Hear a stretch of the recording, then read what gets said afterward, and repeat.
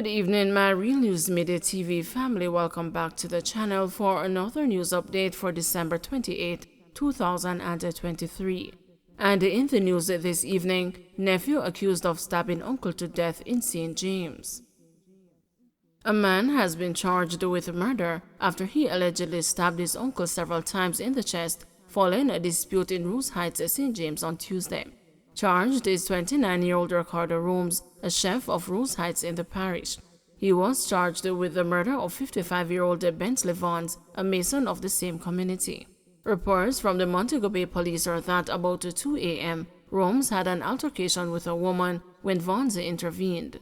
A dispute developed between Rooms and the Vaughns when Rooms pulled a knife and stabbed the now deceased in his hand.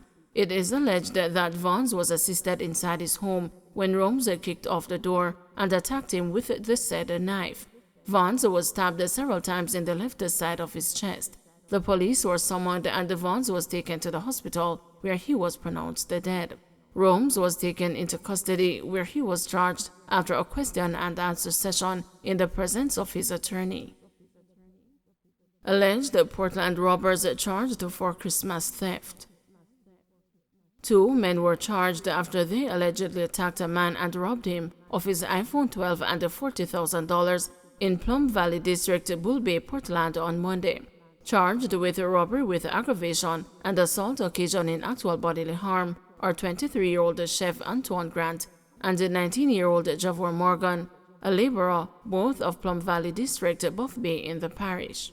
Reports from the Buff Bay police are that a man was walking along the roadway when he was attacked by 3 men. He was struck to the ground by a stone, after which the men proceeded to rob him of his iPhone 12 and $40,000, then escaped in the area. A report was made to the police, and after an investigation, they were taken into custody on Wednesday, December 27, and the charges were laid against them. They are scheduled to appear in the Buff Bay Parish Court on Wednesday, February 21, 2024. Manchester man charged for fatal stabbing in Christiana.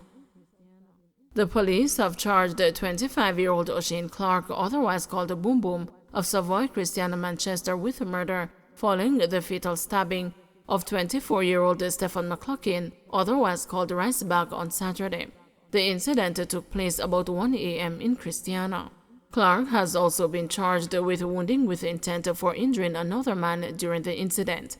The police say an argument developed between the 3 men and an altercation occurred. McLaughlin and the other man were reportedly stabbed several times all over their bodies by Clark. Both men were taken to hospital, where McLaughlin was pronounced dead and the other man treated and later released. Clark was arrested during a police operation and later charged. Voice stops veteran reggae artist from getting caught in Manchester shooting. Attendees were left in horror as a Boxing Day first night, a regular event held in Christiana, Manchester, ended with 5 people shot at what has been described as a gospel and reggae concert, which had reportedly been ongoing over a 2-day period. According to reports reaching the news, the event was underway at a location on Main Street in Christiana when 2 men on a bike rode up. The Pelion passenger sprayed a shot into the crowd, resulting in the injuries to the 5 individuals, including a woman. Up to midday yesterday, a representative at the Christiana police station was unable to provide the news with an update on the incident, instead referring the news to Superintendent Shane McCullough, commanding officer for the Manchester Police Division. McCullough's phone, however, rang without an answer, and no responses to messages left were received up to press time. Veteran reggae artist Dave McAnuff, also known as Macaruffin, who resides in Japan but hails from the community and was back for the holidays, expressed his disappointment that the incident happened so close to his home. A voice just come to me and said me nothing go due to the vibe and everything, because me lease them and everything out there where me supposed to go see, McAnuff told the news. But a spirit just said me nothing go and me drop asleep. And in the morning now, me I hear say a whole heap of man get shoot up. My youth them a show me say them turn up about 10 meters from which part it happened, because 2 men just come on pan a bag, and it's like who them a look for them see them, and from them see them and them just let go shot. He added, and I don't even know if who them a look for get shot, but other people get shot. And I say, and all of this is what I'm talking about. A level of consciousness, no matter what the crisis is, cause it's vanity and vexation of spirit. So it must be about something where you have this respect. So it's the consciousness of respect and love to one another, the whole world I suffer from. That lack of consciousness. A Christian me come and when time me say me I go at the regular event and this happen, brother. So me have to just go with the spirit and the voice where I talk to the inner man. Motorcyclists that dominate road deaths.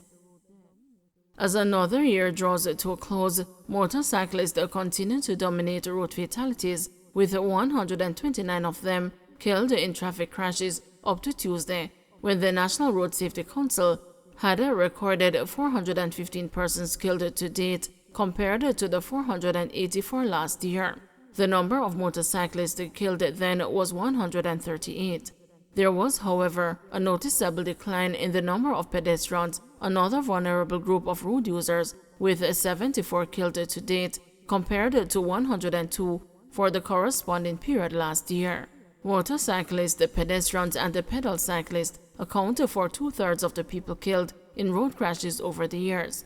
For Dr. Lucian Jones, Vice Chairman of the NRSC, an important component of addressing the problem of road crashes is for Jamaica to adopt a comprehensive safety approach which involves safe roads, safe road users, and safe vehicles, which is complemented by an efficient crash response system whereby victims can be moved quickly, efficiently, and safely to a hospital, and where they can receive the requisite medical attention very soon thereafter.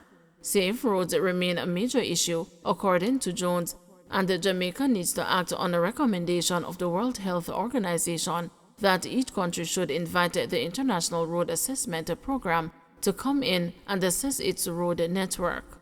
The IRAP is a registered charity dedicated to saving lives by eliminating high-risk roads throughout the world. It uses a robust, evidence-based approach to prevent unnecessary deaths and suffering. IRAP works in partnership with governments, road authorities, mobility clubs, development banks, NGOs, and research organizations to inspect high-risk roads and develop star ratings, risk maps, and safer roads investment plans, provide training, technology, and support that will build and sustain national, regional, and local capability. Track road safety performance so that funding agencies can assess the benefits of their investments. Following its assessment, the IRAP will make recommendations on what the country needs to do to bring its road network to at least a 3-star rating. The system runs from 1 star to 5 stars, which is in line with the WHO recommendation for safe roads. They will tell you how much it will cost to improve your road network to a 3-star quality, and then it's up to the government to spend the money, Jones explained. At the same time, if you are building roads, you have to make sure that there is a road safety component to it, as recommended by the World Bank. When they lend you money, at least 10% of the money has to go towards the safety component of the road. When asked if that is a requisite for other roads such as the Southern Coastal Highway Improvement Project, which runs from Harborview in St. Andrew through the parish of St. Thomas to Port Antonio in Portland, Jones admitted his ignorance on the matter. "I don't know," he declared.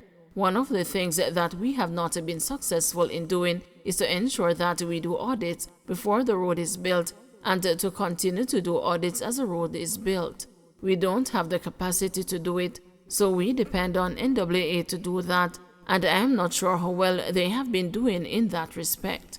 However, following on the establishment of safe roads, there must be follow-up in terms of enforcement by the officers of the public safety and the traffic enforcement branch of the Jamaica Constabulary Force," Jones added.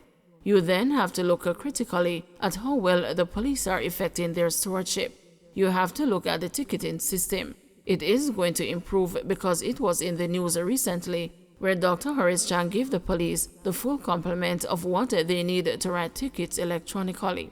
The NRSC Vice Chair also expressed the optimism that the system would be significantly improved by further enhancement of the electronic system with the integration of cameras at the traffic lights that are designed to automatically generate tickets when motorists breach the red light and other such offenses.